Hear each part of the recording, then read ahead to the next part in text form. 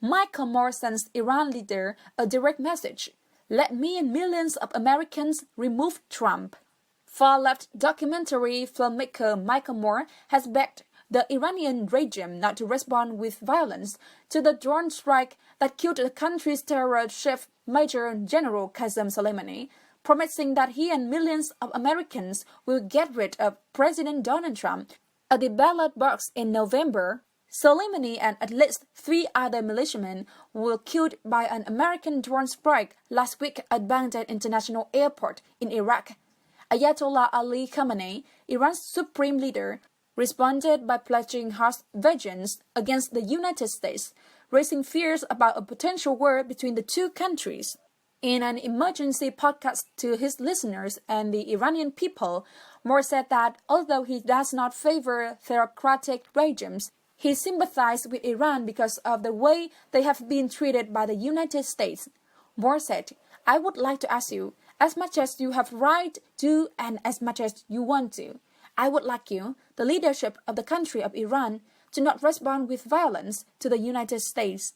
The 65-year-old filmmaker went on to urge the Iranian leadership to not play into Trump's hand with violence retaliation, but instead wait for Congress or the American electorate to remove Trump through impeachment or an election. I am asking you to try what Martin Luther King and Gandhi said requires the most amount of courage, which is to respond with non-violence.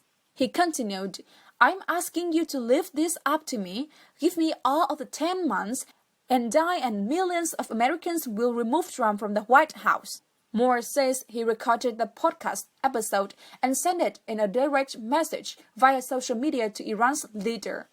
Moore wrote on Instagram, I have just sent the Ayatollah of Iran a personal appeal asking him not to respond to our assassination of his top general with violence of any kind, but rather let me and millions of Americans fix this peacefully.